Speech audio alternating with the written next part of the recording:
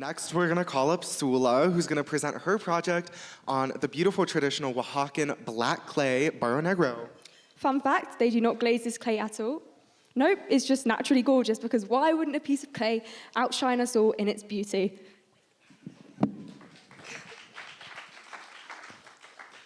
All right, hi guys. Noah, I could use some of your lavender oil right now. Okay, you stole my fun fact about Barro Negro. Thanks a lot for that. But yeah, I'm Sula, I'm an 11th grader, and this is actually my first personal project while at TTS, so bear with me with this. All right. So my project is on the traditional practice of Barro Negro pottery, and Barro Negro directly translates to black clay. Barro being clay, and Negro being black. And it is actually a traditional practice that has been happening in Oaxaca only for 2,500 years.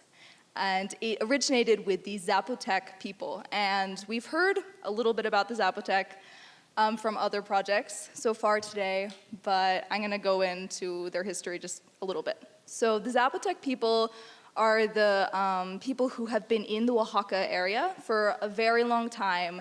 They have an amazing ancient civilization here called Monte Alban, and they are kind of the major civilization that predated the Aztec people.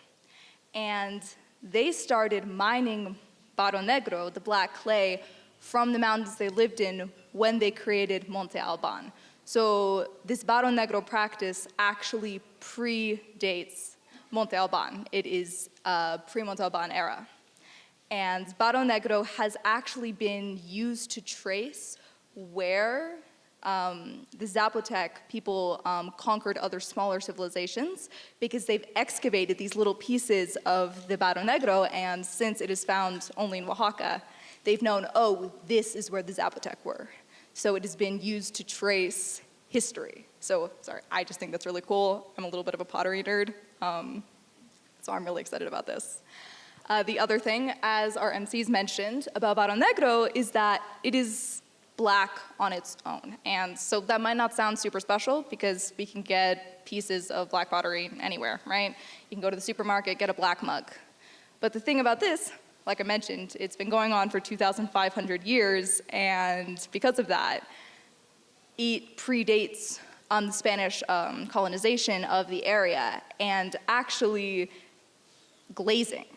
So this clay is black without any glaze at all. Traditionally, when it's fired, it fires this sort of grayish color. But Doña Rosa, in like the early 1900s, actually found out that if you take a quartz crystal and right before you fire a piece of Barro Negro, you rub the quartz crystal along the side of the piece and you fire it. I don't know how she found this out, but it will fire completely black and very shiny, and that is what you see a lot of in Oaxaca today.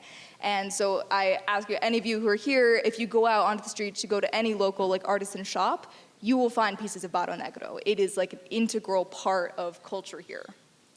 And it actually, that dates back as well, because the Barro Negro practice is a community-based practice. Back in the Monte Alban era, with the Zapotec, it would be the men, they would go out, they would mine the clay, they would be the ones who would bring it back, they would dry it, and they would refine it using bed mats, actually. And then the women would be the one who shape them and decorate them. And so it wasn't just one artisan would go and do the process, the entire community was part of it. Kids would be part of it as well. They'd be learning from their mothers, their fathers.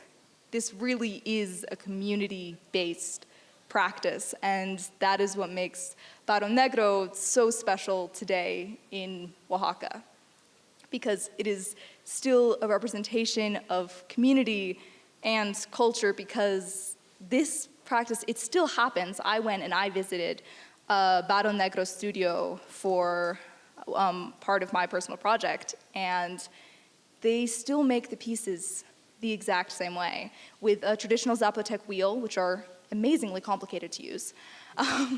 It's like a small, shallow bowl placed one on top of the other, and you are actually spinning the wheel with one hand while you shape the clay with the other, which for anyone who has ever done wheel throwing, it is extraordinarily different and much more difficult, as I found myself. And you actually shape the piece in your hands before you put it on the wheel.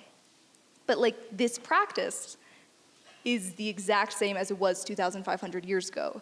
Yes, it's evolved with the times, the shapes have changed, the uses, but this practice, even the kilns they fired in underground as opposed to your traditional kiln, which is now above ground, it's all the same. And so Barro Negro isn't just a creative practice, even though it definitely is that.